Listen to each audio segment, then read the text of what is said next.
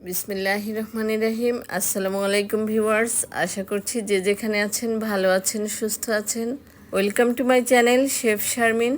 যেহেতু কাঁচা আমের ছড়াছড়ি এখন, তো কাঁচা আম ফুরিয়ে যাওয়ার আগেই কাঁচা আমের এই ঝুরি আচারটি বানিয়ে নিন সকলে। একেবারে খুবই অল্প উপকরণে এই কাঁচা আমের ঝুরি আচারটা বানিয়েছি আমি, কিন্তু টেস্ট হয়েছে অসাধারণ। মজার স্বাদের কাঁচা আমের এই ঝুরি আচার কিভাবে সংরক্ষণ করবেন এবং কিভাবে এত মজা করে তৈরি করবেন সেটা জানতে হলে পুরো ভিডিওর সাথেই থাকতে হবে। তো আমের বিভিন্ন রকম আচার বানানোর জন্য অনেকগুলো আম কিনেছি আমি, তো সেখান থেকে 7টা আম নিয়েছি। তো আমগুলো আগে ধুয়ে তারপরে আমি ছিলে নিয়েছি, আর এভাবে একটা গ্রেটার দিয়ে গ্রেট করে নিয়েছি। আপনারা চাইলে চাকু বা বটি দিয়ে হাত দিয়ে কুচি কুচি করেও কাটতে পারেন। এখন এই কুচি করা আমটাকে আমি 1 টেবিল চামচ লবণ দিয়ে এভাবে মেখে রাখছি 1 ঘন্টার জন্য। লবণটা খুব ভালো করে আমের সাথে মাখাতে হবে। আপনারা যদি আমটাকে একটু কালারফুল বা একটু স্পাইসি করতে চান, সেক্ষেত্রে একটু হলুদ গুঁড়া বা মরিচ গুঁড়া দিয়ে মেখে নিতে পারেন। তো ফিরে এলাম 1 ঘন্টা পরে।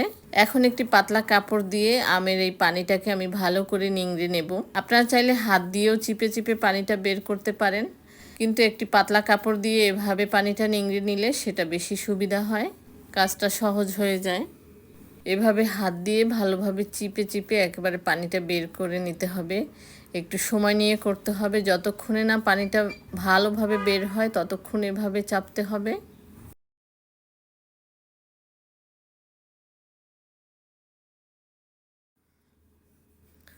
একেবারে ভালোভাবে পানিটা বের করে নিয়েছি, দেখতেই পাচ্ছেন কতটা পানি বের হয়েছে।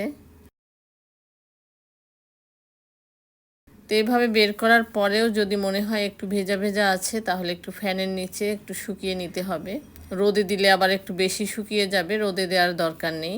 আর এই আমটাকেই যদি আপনারা শুকনা ঝুরি আচারটা বানাতে চান, সেক্ষেত্রে রোদে শুকিয়ে নেবেন। আর সাথে কিছু মশলাও অ্যাড করে দিতে হবে, সেটা 2-3 দিন রোদে শুকালেই হবে। তো এখন আমটা রেডি, আমটা এভাবেই থাক। আমি একটি কড়াইতে সরিষার তেলটা রেডি করে নিচ্ছি। তেলের পরিমাণটা আপনারা আমের প্রয়োজন অনুযায়ী দিয়ে নেবেন। তেলটা একটু বেশি দিতে হবে, সেজন্য আমি তেলটা বেশিই নিয়েছি। এখানে 1/2 লিটার তেল নিয়েছি আমি।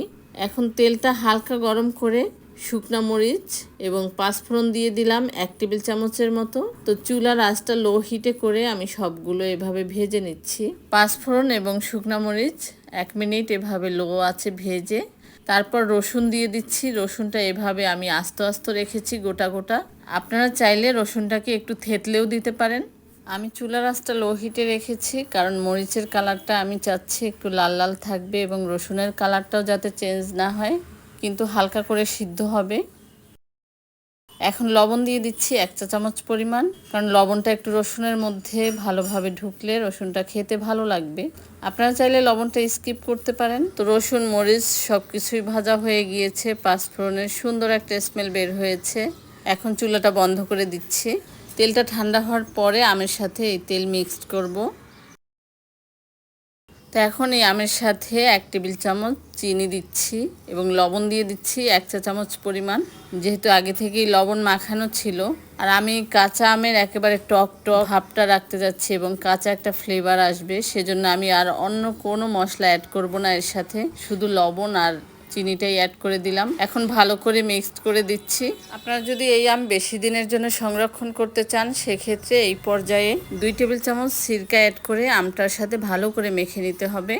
এখন আমটা যেই জারে আমি রাখবো সেই কাচের জারটা নিয়ে নিচ্ছি এবং জারটাও যাতে শুকনা থাকে সেটা খেয়াল রাখতে হবে। তো প্রথমে একটু আমের ঝুরি দিয়ে দিচ্ছি এবং সরিষার তেলটা ভালোভাবে ঠান্ডা হয়েছে সেই তেলটাও দিয়ে দিচ্ছি। এভাবে আমি ভাগে ভাগে দিয়ে দিচ্ছি। আপনারা চাইলে একবারেও দিতে পারেন বা আমের সাথে তেলটা ভালো করে একটু মিক্সড করে তারপরেও দিতে পারেন। তো আমি এভাবে একটু আম আবার একটু তেল এভাবে দিয়ে নিচ্ছি। তো আমটা এভাবে মাখানোর সময় অবশ্যই খেয়াল রাখতে হবে হাত যেন ভেজা না থাকে, শুকনো হাতে আমটা মাখাতে হবে ভালোভাবে। আল্লাহর অশেষ নিয়ামত, আমরা ভালো আছি, সুস্থ আছি। তো আমরা যেন ভালো থেকে সুস্থ থেকে বা যে যে অবস্থানে আছি সেভাবে থেকে বেশি বেশি আল্লাহর ইবাদত করি। যখন কাঁচা আমের সিজন থাকবে না, তখন এই আমটা খেলে কাঁচা আমের একটা ফ্লেভার পাওয়া যায়। আর পাতলা খিচুড়ি হোক বা ভুনা খিচুড়ি হোক, সেটার সাথে তো অসাধারণ। আর যদি এই আচারের তেলটা দিয়ে একটু মুড়ি মাখানোর মধ্যে দেয়া যায় বা একটু ভর্তার মধ্যে অ্যাড করা যায় তাহলে তো আর কথাই নেই।